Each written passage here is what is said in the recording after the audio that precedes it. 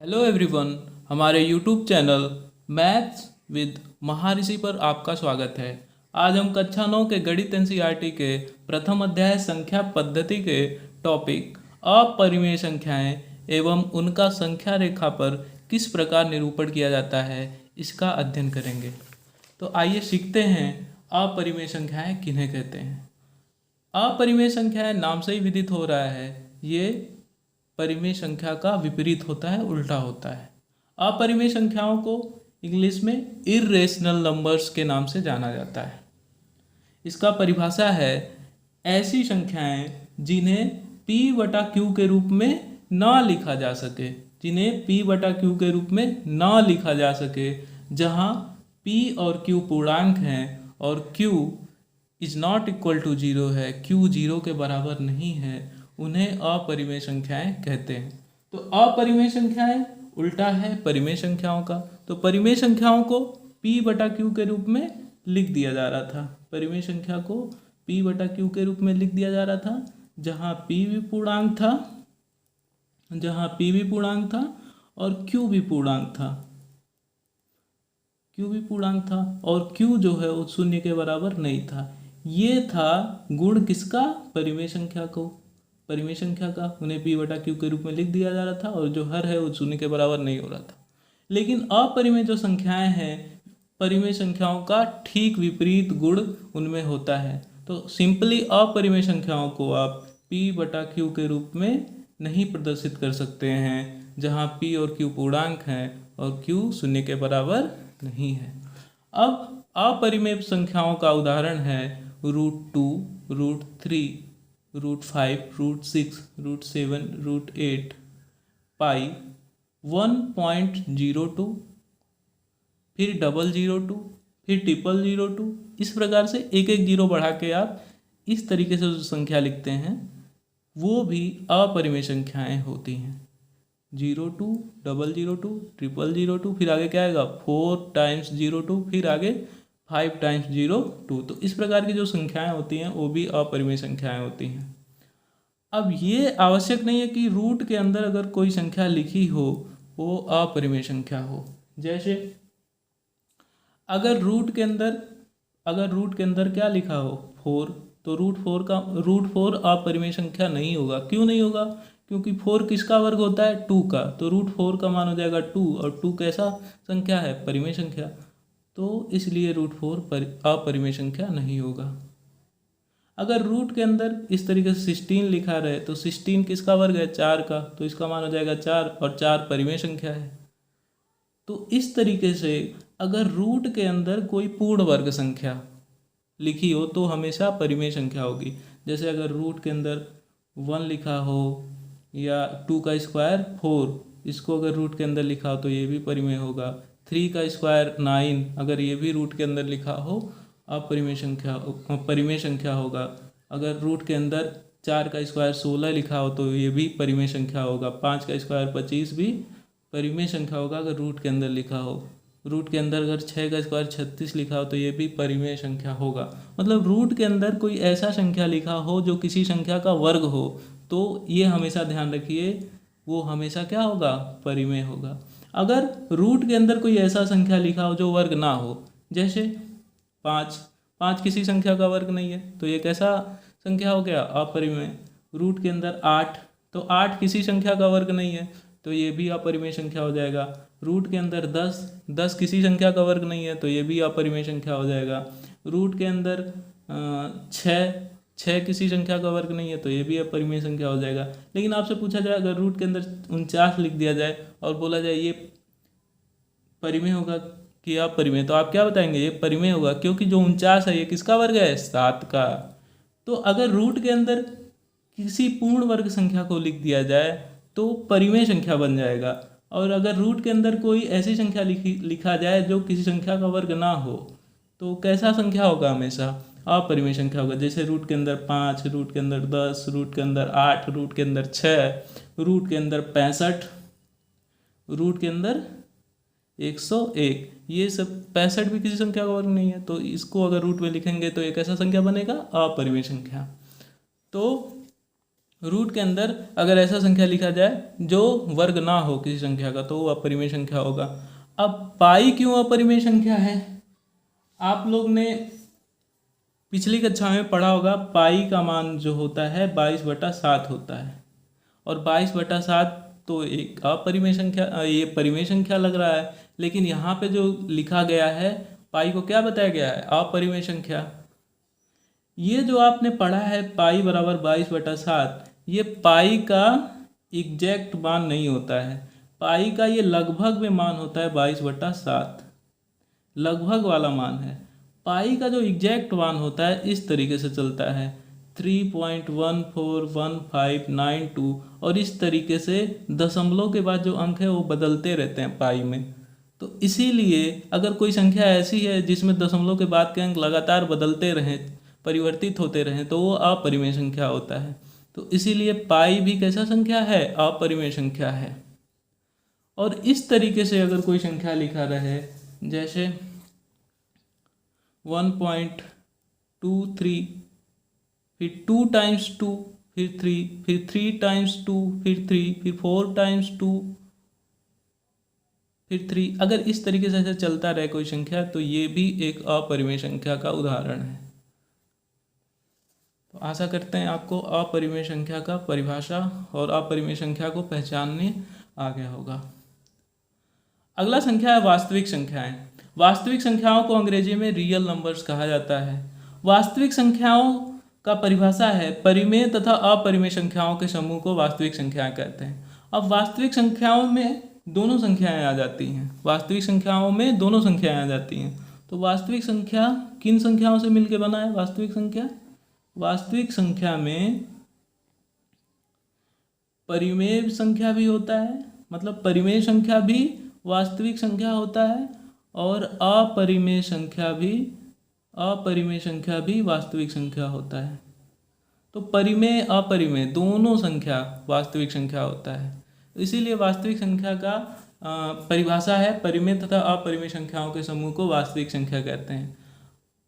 वास्तविक संख्याओं को अंग्रेजी के कैपिटल लेटर आर से प्रदर्शित किया जाता है।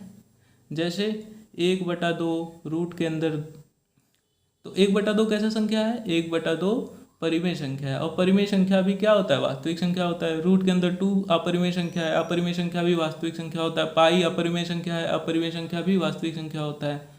तो अपरिमेय या परिमेय कोई संख्या हो, वो सब वास्तविक संख्या के उदाहरण है। जैसे रूट के अंदर 6, ये अपरिमेय संख्या है और अपरिमेय संख्या वास्तविक संख्या होता है, तो रूट 6 भी वास्तविक संख्या होता है। अगला जो हमारा अगला टॉपिक है उसमें हमको ये पढ़ना है कि ये जो अपरिमेय संख्या अभी जो हमने सीखा है, जैसे √2, √3, √5, √11, इन सबको संख्या रेखा पर किस प्रकार प्रदर्शित किया जाता है, इसको सीखना है। इस टॉपिक को सीखने के लिए, इस टॉपिक को हल करने के लिए, समझने के लिए पाइथागोरस प्रमेय का ज्ञान होना आवश्यक है। तो आइए पहले पाइथागोरस प्रमेय को पढ़ लेते हैं, फिर उस टॉपिक को पढ़ते हैं। तो पाइथागोरस प्रमेय क्या कहता है? किसी समकोण त्रिभुज में कर्ण का स्क्वायर बराबर आधार का स्क्वायर प्लस लंब का स्क्वायर। तो ये पाइथागोरस प्रमेय किस में लागू होता है? समकोण त्रिभुज में।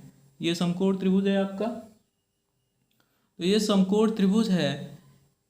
अब समकोण त्रिभुज में, समकोण त्रिभुज क्यों है? कौन से त्रिभुज समकोण त्रिभुज कहते हैं? ऐसा त्रिभुज जिसका एक कोण क्या हो? 90 अंश का हो, तो उसे समकोण त्रिभुज कहेंगे। जैसे OAB, तो OAB जो कोण OAB है ये कितने अंश का है? 90 अंश का। त्रिभुज OAB में एक कोण 90 अंश का है, इसलिए ये समकोण त्रिभुज है। अब इस समकोण त्रिभुज में जो OA है ये आधार हो जाएगा, और ये वाला जो भुजा है वो लंब हो जाएगा, और समकोण के माने 90 अंश के कोण के ठीक सामने वाला भुजा क्या हो जाएगा? कर्ण हो जाएगा। तो आपको पाइथागोरस प्रमेय के अनुसार ये ध्यान रखना है, पाइथागोरस प्रमेय कहता है कि किसी समकोण त्रिभुज में कर्ण जो होता है इसका वर्ग आधार के वर्ग और लंब के वर्ग के योग के बराबर होता है। कर्ण का स्क्वायर बराबर आधार का स्क्वायर प्लस लंब का स्क्वायर। तो अगर दोनों ये जो समीकरण है इसके दोनों पक्षों का वर्गमूल ले लिया जाए तो कर्ण का आपको फार्मूला मिल जाएगा। कर्ण बराबर होगा रूट के अंदर आधार का वर्ग प्लस लंब का वर्ग। ये बहुत महत्वपूर्ण फार्मूला है, इस फार्मूले का यूज हम अगले टॉपिक में करेंगे। इस फार्मूले का प्रयोग हम अगले टॉपिक में करेंगे। अब आइए पाइथागोरस प्रमेय से संबंधित कुछ उदाहरण को हल करते हैं। जैसे मान लीजिए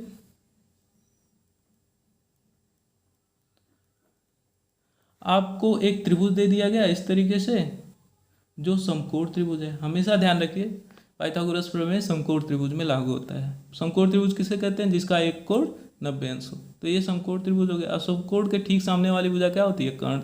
मान लीजिए ये O है, ये A है और ये B है।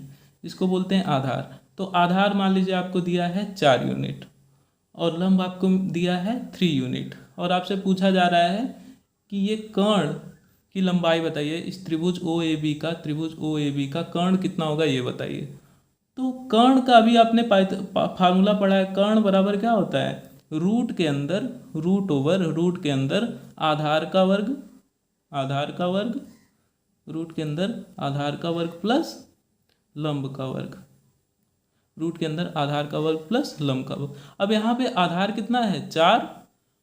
तो ये जो फार्मूला है इसमें आधार के जगह पे रख देंगे 4, तो ये हो जाएगा 4 का वर्ग, और लंब के जगह रख देंगे 3, तो ये हो जाएगा 3 का वर्ग। अब देखिए ये कितना आ जाएगा? 4 का वर्ग कितना होता है? 4 गुणे 4 16। 3 का वर्ग कितना होता है? 3 गुणे 3 9। तो ये रूट के अंदर कितना आ गया? 25, और रूट 25 का मान क्या होगा? 5। तो यहाँ से आपको कर्ण का लंबाई पता चल गया। कर्ण कितना आया? कर्ण आपका कर्ण आ गया 5, और इस त्रिभुज में कर्ण क्या है? OB, तो OB का लंबाई आपको पता चल गया। तो आपको ये जो फार्मूला है कर्ण बराबर रूट के अंदर आधार का वर्ग प्लस लंब का वर्ग, इसको ध्यान में रखना है। इसका प्रयोग अगले टॉपिक में जब हम संख्या रेखा पर अपरिमेय संख्या को प्रदर्शित करेंगे उसमें यूज करेंगे। ठीक है, तो आइए अपरिमेय संख्याओं को संख्या रेखा पर प्रदर्शित करते हैं। तो अपरिमेय संख्याओं को संख्या रेखा पर प्रदर्शित करना ये हमारा टॉपिक है। अपरिमेय संख्या जैसे √2, √3, √5, इनको संख्या रेखा पर हमको प्रदर्शित करना है। तो देखिए कैसे प्रदर्शित करते हैं, हम आपको सिखाते हैं इसको। हम पहले √2 का प्रयोग करते हैं, √2 को संख्या रेखा पर प्रदर्शित करते हैं। अब पाइथागोरस प्रमेय में भी फार्मूला क्या पढ़ा है आपने? पाइथागोरस प्रमेय में कर्ण बराबर क्या होता है? कर्ण बराबर क्या होता है बताइए? कर्ण बराबर होता है आधार का वर्ग, कर्ण बराबर होता है आधार का वर्ग और प्लस आधार का वर्ग प्लस लंब का वर्ग। इस फार्मूले का प्रयोग हम करेंगे अपरिमेय संख्याओं को संख्या रेखा पर प्रदर्शित करने के लिए। अब देखिए √2, अगर √2 को कर्ण मान लें, √2 को क्या मान लें? कर्ण मान लें, तो आप बताइए आधार और लंब क्या होगा? देखिए लंब हमेशा 1 मानते हैं, लंब को हमेशा क्या मानेंगे? 1। अब 1 में अब लंब अगर 1 हो गया तो हमको क्या बनाना है? रूट के अंदर 2। तो 1 में और क्या ऐड करें कि 2 हो जाए? तो 1 में 1 को और ऐड कर दिया जाएगा, क्या हो जाएगा? 2 हो जाएगा। तो 1 में 1 का स्क्वायर ऐड कर दिए तो यहाँ भी 1 हो गया, यहाँ भी 1 हो गया, तो ये हो गया √2। इसका मतलब ये आधार अगर √2 को संख्या रेखा पर प्रदर्शित करें तो उसमें जो ये आधार है, आधार कितना हो जाएगा? 1, और लंब क्या हो जाएगा? ये भी 1 हो जाएगा। तो अगर इसको हम इसका प्रयोग करके एक समकोण त्रिभुज बनाए इस प्रकार से OAB, तो इसका आधार कितना हो गया? ये वाला पहला वाला आधार हो गया 1, और लंब क्या हो गया? 1, और ये जो OB है ये इसका हो जाएगा कर्ण √2। अब √2 को हम संख्या रेखा पर प्रदर्शित करते हैं। ये ध्यान रखिए कि हमने आधार और लंब कैसे पता किया? ये अपरिमेय संख्या हमको दिया गया था √2, इसका लंब और आधार कैसे पता किया? हमारा जो फार्मूला है कर्ण बराबर आधार का स्क्वायर प्लस लंब का स्क्वायर, इसमें लंब के जगह पे हमेशा क्या लेते हैं? 1। तो ये 1 का स्क्वायर हो गया। 1 का स्क्वायर कितना होगा? 1।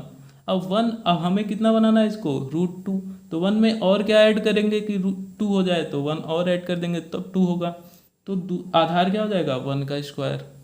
तो 1 का स्क्वायर 1, 1 का स्क्वायर 1, दोनों 1 1 ऐड कर देंगे तो हो जाएगा 2। तो यहाँ से आपको पता चला कि आधार हमारा 1 है और लंब भी क्या है? 1 है। लंब हमेशा 1 लेते हैं। तो अब इसको हम संख्या रेखा पर प्रदर्शित करते हैं। तो सबसे पहले क्या करेंगे, आप संख्या रेखा बनाएंगे, पटरी का यूज करेंगे और संख्या रेखा बनाएंगे। आप देखिए हम बनाते हैं संख्या रेखा। इस प्रकार से आप एक संख्या रेखा खींच दिए। संख्या रेखा आपको पता होगा, खींच दिए। ये आपका संख्या रेखा हो गया। अब संख्या रेखा पे अगले स्टेप में क्या करते हैं, संख्या रेखा पे बराबर बराबर दूरी पे चिन्ह लगा देते हैं। बराबर बराबर दूरी पे पहला स्टेप में क्या किया, संख्या रेखा खींचा। अब बराबर बराबर दूरी पे क्या किया, चिन्ह लगा दिया। तो देखिए कैसे चिन्ह लगाएंगे। जैसे ये हो गया एक चिन्ह, फिर यहाँ हो गया एक चिन्ह, फिर यहाँ हो गया, फिर यहाँ हो गया, फिर यहाँ हो गया और फिर यहाँ हो गया। तो अब हमने चिन्ह लगा दिया इस तरीके से। एक यहाँ लगाया है, एक यहाँ लगाया है, एक यहाँ लगाया है, एक यहाँ लगाया है, एक यहाँ लगाया है, एक यहाँ लगाया है। अब क्या करेंगे, सपोज कर लीजिए ये वाला 0 है, तो संख्या रेखा पर 0 के दाहिने साइड में कौन सी संख्या होती है, धनात्मक संख्या है, तो हो जाएगा 1 2 3। और 0 के बाएं साइड में कौन सी संख्या होती है, ऋणात्मक, तो ये हो जाएगा -1। अब देखिए हमको ये जो √2 है इसको इस संख्या रेखा पर प्रदर्शित करना है। तो संख्या रेखा प्रदर्शित करने के लिए सबसे पहले हमने पहला स्टेप क्या किया कि √2 को अगर प्रदर्शित करना है तो हमको सबसे पहले आधार और लंब पता करना पड़ेगा। तो आधार और लंब पता करने के लिए क्या किया, हमने लंब को ले लिया। हमेशा किसी भी कोई भी अपरिमेय संख्या होगी तो लंब को हमेशा ले लेंगे 1। तो ये हो गया लंब 1 का स्क्वायर। अब अगर लंब 1 ले लिया गया तो 1 का मतलब 1 का स्क्वायर 1 ही होगा। 1 में कौन सी संख्या ऐड किया जाए कि 2 हो जाए, क्योंकि हमको इसके अंदर जो रूट है इसके अंदर 2 बनाना है। तो 1 में 1 को ऐड करेंगे तो 2 हो जाएगा। तो आधार क्या हो जाएगा, 1। अब हमें आधार पता चल गया 1 और लंब पता चल गया 1। अब अगले स्टेप में क्या करते हैं, जो हमारा संख्या रेखा है उसमें आधार वाले को, जितना हमारा आधार है 0 से जितना आधार है, जैसे यहाँ 1 यूनिट आधार है तो 0 से 1 यूनिट आगे हम जाएंगे। जितना आधार होगा उतना जाकर आगे जाएंगे। अगर यहाँ आधार 2 होता तो 0 से हम 2 तक जाते। आधार अगर 3 होता तो 0 से 3 तक जाते। आधार 4 होता तो 0 से 4 तक जाते। अब यहाँ आधार 1 है तो हम कहाँ से कहाँ तक जाएंगे, 0 से 1 तक जाएंगे। अब अगले स्टेप में क्या करेंगे, जो हम 1 तक गए हैं, जहाँ तक हमारा आधार है वहाँ पर प्रोटेक्टर या कंपास के सहायता से एक लंबवत रेखा खींचेंगे। प्रोटेक्टर या कंपास के सहायता से एक लंबवत रेखा खींचेंगे जिस बिंदु तक गए हैं। आप प्रोटेक्टर से भी खींच सकते हैं, कंपास से भी खींच सकते हैं। तो हम क्या करेंगे, अब हम यहाँ प्रोटेक्टर का यूज कर रहे हैं। तो प्रोटेक्टर का यूज करके जो 1 वाला बिंदु है वहाँ से उस बिंदु पे ये देखिए 90 अंश है, 90 अंश का कोण बनाती हुई एक रेखा खींच दी है। देखिए ये जो बिंदु मिला इसको 1 से ज्वाइन कर दिया तो ये 90 अंश का कोण, 1 से 90 अंश का कोण बनाती हुई ये रेखा आ गया। ये 90 अंश का कोण हो गया। समझ आया। तो पहले क्या किया, संख्या रेखा खींचा, फिर उसके बाद बराबर बराबर दूरी पर चिन्ह लगाया, फिर जितना आधार है उतना दूरी 0 से गए, फिर जहाँ तक हम गए हैं 1 तक गए हैं तो 1 पे 1 से होती हुई एक 90 अंश का कोण बनाती हुई एक रेखा खींच दिया। अब देखिए हमने आधार को यहाँ प्रदर्शित कर दिया। अब हमें किसको प्रदर्शित करना है, लंब को। तो लंब को प्रदर्शित करने के लिए क्या करेंगे, कंपास का। लंब में कहाँ तक, ये हमारा लंब हो गया। अब लंब में कहाँ तक जाएंगे, तो लंब कहाँ तक गया है, 1 यूनिट तक गया है। तो कंपास में 1 यूनिट की दूरी लेंगे इस तरीके से। 1 यूनिट कहाँ से कहाँ तक, 0 से लेकर 1 तक। तो ये 1 यूनिट दूरी हुआ। 1 यूनिट के क्यों ले रहे हैं, क्योंकि लंब हमारा कहाँ तक गया है, 1 तक गया है। अब 1 यूनिट दूरी लिए, अब 1 यूनिट का दूरी लेके इस पे एक हम इस तरीके से चाप खींच दिए। अब जो ये बिंदु आया, ये बिंदु जो जहाँ चाप कट किया इस लंबवत रेखा को, उसको ये 1 को मान लीजिए ए, इसको मान लीजिए बी। ठीक है। अब ओ को बी से मिला दीजिए। ओ को बी से मिला दीजिए इस तरीके से। ओ को बी से मिलाने के बाद अब देखिए जो आपका ये त्रिभुज बना है ओ ए बी, ये कौन सा त्रिभुज है? समकोण त्रिभुज, क्योंकि इसका एक कोण 90 अंश का है। अब देखिए 0 से लेके ए तक की दूरी है 1, ए से लेके बी तक की भी दूरी कितनी है 1। तो ये अब देखिए 90 अंश के सामने वाला भुजा कौन सा होता है? कर्ण। तो ये कर्ण कितना लंबा हो जाएगा पाइथागोरस का प्रयोग अगर करेंगे यहाँ? कर्ण बराबर होता है क्या? कर्ण बराबर क्या होता है? आधार का स्क्वायर प्लस लंब का स्क्वायर। आधार कितना है 1, तो 1 का स्क्वायर। लंब कितना है 1, तो ये 1 का स्क्वायर। कितना हो जाएगा कर्ण? √2।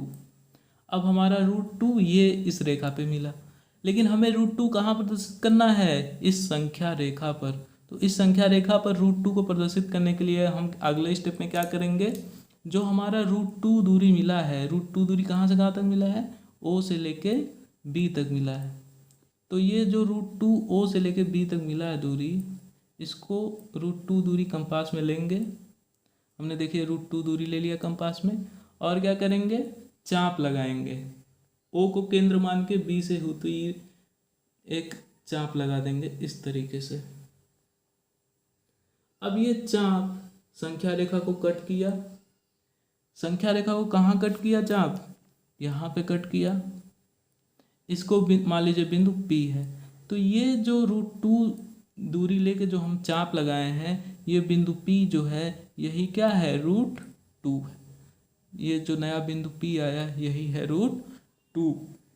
अगर आप √3 को इसी इसी √2 के सहायता से √3 को भी अगर प्रदर्शित करना चाहें तो क्या करेंगे? फिर से जो बिंदु B हमारा है, बिंदु B से होती हुई एक लंबवत रेखा खींचेंगे। तो देखिए ये है बिंदु B, और यहाँ से होती हुई ये 90 अंश बना है। यहाँ आपको एक रेखा खींचना है। तो ये जो हमारा बिंदु है इसको B से मिला दीजिए। फिर इसको बिंदु B से मिला दीजिए, इस तरीके से ज्वाइन कर दीजिए। तो ये वाला जो रेखा है ये लंबवत रेखा बन गया B पे। अब अगले स्टेप में क्या करेंगे? 1 यूनिट और ऊपर जाएंगे। तो 1 यूनिट कंपास में डिस्टेंस सेट कर देंगे, दूरी सेट करेंगे 1 यूनिट का इस तरीके से, और इसको बिंदु B पे रख के 1 यूनिट दूरी, इस पे 1 यूनिट दूरी का एक चाप लगा देंगे। अब मान लीजिए हमने कौन कौन सा बिंदु ले रखा है यहाँ? O, A, B और P ले रखा है। इसके अलावा और कोई बिंदु यहाँ ले लीजिए। सपोज कर लीजिए ये बिंदु है Q। अब Q को O से मिला दीजिए, ज्वाइन कर दीजिए। Q को O से ज्वाइन कर देंगे आप इस तरीके से। आप Q को O से ज्वाइन कर दिए। तो देखिए जो आपका ये त्रिभुज बना OBQ, ये समकोण त्रिभुज है। समकोण त्रिभुज है। OB कितना है? √2। BQ कितना है? कितना यूनिट हम ऊपर ले गए थे? 1 यूनिट, तो ये 1 है। अब पाइथागोरस अगर लगाएंगे तो OQ कितना आ जाएगा? √3। OQ आ जाएगा √3। लेकिन ये जो √3 है इसको यहाँ नहीं प्रदर्शित करना है, इस संख्या रेखा पर प्रदर्शित करना है। तो संख्या रेखा पर √3 प्रदर्शित करने के लिए कंपास में √3 यूनिट जो हमारा आया है उसको सेट करेंगे इस तरीके से। इस तरीके से √3 यूनिट हमने सेट कर लिया, और थोड़ा सा कम है। इस तरीके से हमने सेट कर लिया √3 यूनिट।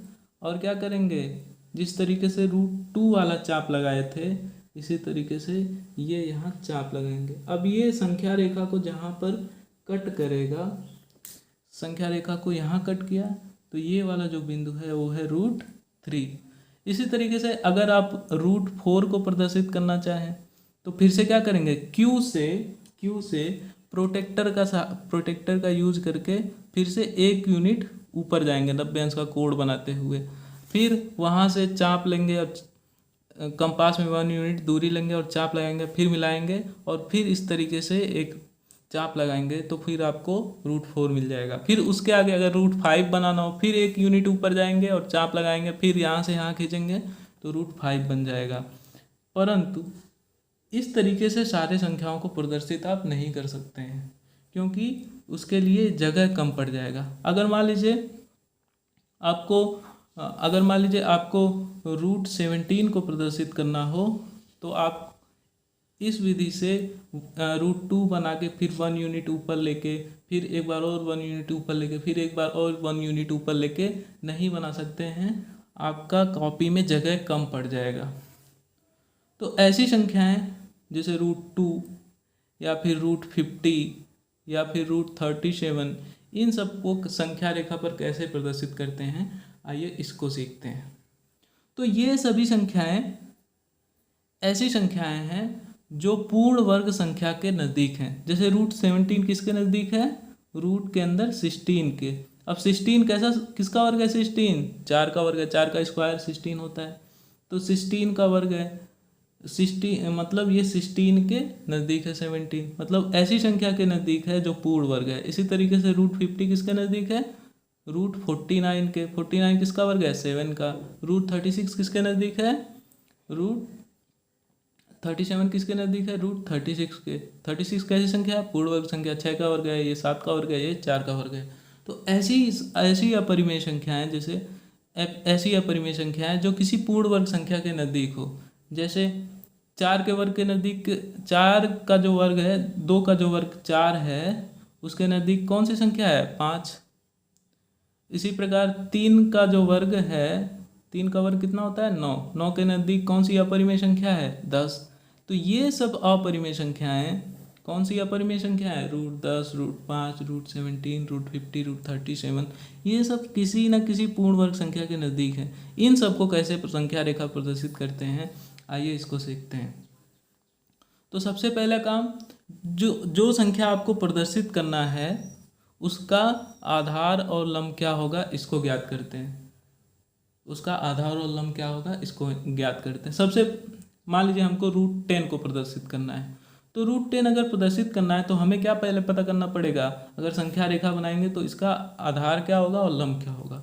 तो अगर √10 अगर आप देखें तो √10 देखें तो लंब जो होता है उसको हमेशा क्या मानते हैं, 1 मानते हैं। अगर √10 है तो √10 का लंब क्या हो जाएगा, हमेशा 1 होगा। कोई भी संख्या हो इसमें उसका लंब हमेशा 1 मानेंगे। अब 1 हो गया, हमें रूट के अंदर कितना बनाना है, 10। तो 1 में और कौन सा संख्या जोड़ना पड़ेगा 10 बनाने के लिए, 9 जोड़ना पड़ेगा। 9 किसका वर्ग होता है, 3 का, तो ये हो जाएगा 3 का स्क्वायर।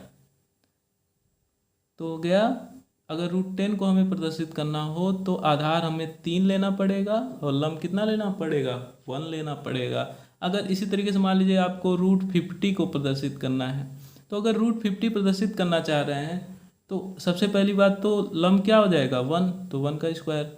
अभी हमें रूट के अंदर कितना बनाना है, 50। ये 1 हो गया, 1 में और क्या जोड़ेंगे, 50 हो गया, तो 49 जोड़ना पड़ेगा। 49 किसका वर्ग है, 7 का, तो ये 7 का स्क्वायर हो जाएगा।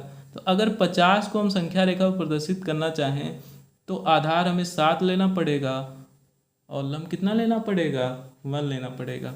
इसी तरीके से अगर मान लीजिए हमें √50 को प्रदर्शित करना हो तो √50 प्रदर्शित करेंगे तो हम सबसे पहले क्या लेते हैं, लंब को 1 लेंगे, तो 1 का स्क्वायर हो जाएगा।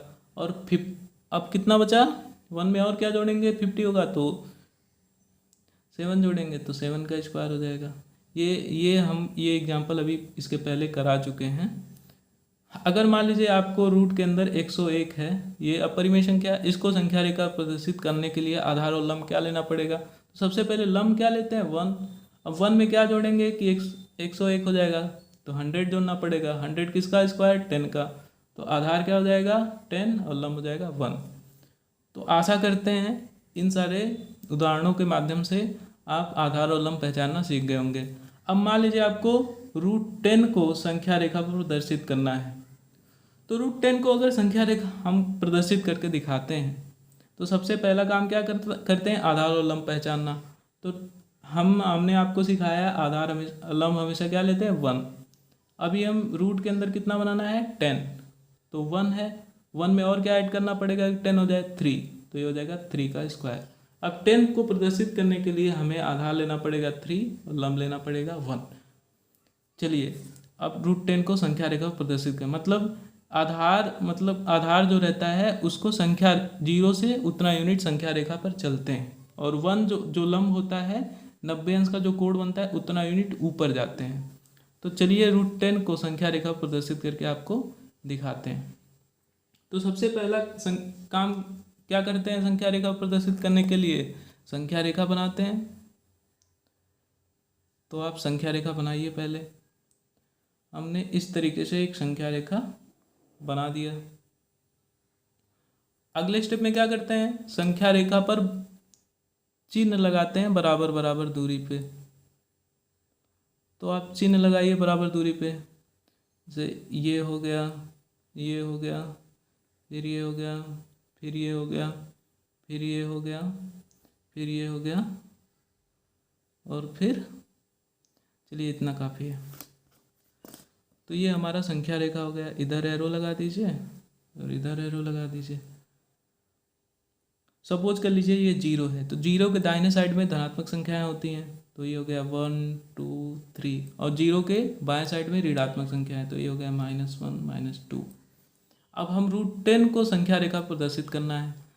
आपको पता चल गया है कि आधार कितना है, 3। तो जितना आधार होता है उतना यूनिट 0 से चलते हैं आगे। तो 0 से लेके हम कहाँ तक जाएंगे आधार बनाने के लिए, 3 तक जाएंगे, क्योंकि आधार हमारा 3 है। अब मान लीजिए ये वाला बिंदु है A, ठीक। अब हमने आधार को प्रदर्शित कर दिया। अब हमें क्या प्रदर्शित करना है, लंब को। लंब को प्रदर्शित करने के लिए क्या करते हैं, जहाँ तक आधार में गए हैं वहाँ से प्रोटेक्टर का यूज करके, आप 3 तक गए हैं तो 3 पे प्रोटेक्टर का यूज करके 3 से होती हुई एक 90 अंश वाली रेखा खींचेंगे। ऐसी रेखा जो 90 अंश का कोण बनाते, 3 से गुजरे 90 अंश का कोण बनाती हुई। तो ये हमने खींच लिया। आप ये जो रेखा है 90 अंश वाली, इसको प्रोटेक्टर से भी खींच सकते हैं और कंपास से भी खींच सकते हैं, कोई कंपलसरी नहीं है, ठीक है। तो हमने आधार खींच लिया 0 से 3 तक, और लंब अभी हमने लंब इस पे खींच लिया 3 यूनिट पर। अब लंब हमें कितना लेना है, 1 यूनिट का। तो कंपास में हम 1 यूनिट सेट करेंगे इस तरीके से। 1 यूनिट कहाँ से कहाँ तक, 1 यूनिट का मतलब 0 से लेके कहाँ तक, 1 तक। हम इस तरीके से सेट कर देंगे 0 से लेके 1 तक। देखिए सेट कर दिया। अब हम इस लंबवत रेखा पर 3 को केंद्र मान के लंबवत रेखा पर 1 यूनिट का एक चाप लगा देंगे। अब ये चाप जहाँ कट किया है, मान लीजिए उस बिंदु को B, ठीक है। अब इस बिंदु B को O से मिला देंगे। तो सिंपल है, हम क्या करेंगे, बिंदु B को O से ज्वाइन कर देंगे इस तरीके से। बिंदु B को O से ज्वाइन कर दिया। अब देखिए ये जो त्रिभुज है, ये जो हमारा त्रिभुज है OAB, ये कैसा त्रिभुज है, समकोण त्रिभुज, जिसका आधार 3 यूनिट का है और लंब इसका 1 यूनिट का है। तो अगर पाइथागोरस प्रमेय का प्रयोग करेंगे तो इसका ये जो कर्ण है, ये कर्ण कितना हो जाएगा, कर्ण हो जाएगा आधार का स्क्वायर मतलब 3 का स्क्वायर, और लंब कितना है 1, तो 1 का स्क्वायर। ये कितना हो गया कर्ण, √10। मतलब OB जो दूरी है वो दूरी √10 है। लेकिन ये जो √10 दूरी है उसको कहाँ प्रदर्शित करना है, संख्या रेखा पे। तो अभी इतना करने के बाद √2 को जब प्रदर्शित किए थे उसको भी इसी तरीके से प्रदर्शित किए थे। अब क्या करेंगे, √10 जो हमारा ये दूरी है उसको कंपास में सेट करेंगे इस तरीके से। यहाँ से सेट कर दिया, और सेट करने के बाद हमारा संख्या रेखा छोटा, देखिए देखते हैं कहाँ तक जाएगा। सेट करने के बाद क्या करते हैं, चाप लगाते हैं इस तरीके से। अब ये चाप आपके संख्या रेखा को कट करेगा। कट किया, जहाँ जहाँ ये संख्या, देखिए यहाँ पे कट किया हुआ, जिस बिंदु पे ये संख्या रेखा को कट करेगा वही दूरी हो जाएगी √10। तो समझ में आया। हम क्या करते हैं, जितना आपको संख्या दिया गया है, सबसे पहले आधार और लंब पहचानते हैं। आधार और लंब कैसे पहचानते हैं, लंब को हमेशा 1 मान लेते हैं। अगर यहाँ 1 हो गया लंब, तो आधार कितना होना चाहिए, 1 में और क्या जोड़ेंगे कि 10 हो जाएगा, तो 9 जोड़ना पड़ेगा। 9 किसका वर्ग होता है, 3 का। तो 10 को आप लिख दिए 3 का स्क्वायर प्लस 1 का स्क्वायर, तो लंब 1 हो गया, आधार 3 हो गया। आपने संख्या रेखा खींचा, बराबर बराबर दूरी पर चिन्ह लगाया और जीरो से जितना आधार है उतना दूरी जीरो से लेके जाते हैं संख्या रेखा पे। तो 3 आधार है तो जीरो से लेके 3 तक गए। अब लंब हमें खींचना है, तो लंब खींचने के लिए प्रोटेक्टर का यूज करके 3 से एक 90 अंश का कोण बनाते हुए रेखा खींचा। अब लंब में हमें कितना यूनिट ऊपर जाना है, ऊपर कितना जाना है 1 यूनिट। तो कंपास में 0 से लेकर 1 यूनिट का दूरी सेट किया और 3 को केंद्र मान के इस रेखा को कट किया, एक चाप लगाया जो बिंदु बी पे कट करता है लंबवत रेखा को। फिर जो आपका बिंदु बी है उसको ओ से मिला दिया। अब चूंकि ये जो त्रिभुज ओ ए बी है वो समकोण त्रिभुज है जिसका आधार 3 है, लंब 1 है, तो इसका कर्ण क्या हो जाएगा 10। लेकिन 10 को हमें इस संख्या रेखा पर प्रदर्शित करना था, तो इतना दूरी कंपास में सेट करके और एक चाप लगाया। चाप संख्या रेखा को जिस बिंदु पे कट किया वही जो बिंदु है √10 हो जाएगा। तो आशा करते हैं आपको अपरिमेय संख्या को किस तरीके से संख्या रेखा प्रदर्शित किया जाता है ये प्रदर्शित करने आ गया होगा। So friend, please like, subscribe and share my videos. Bye bye.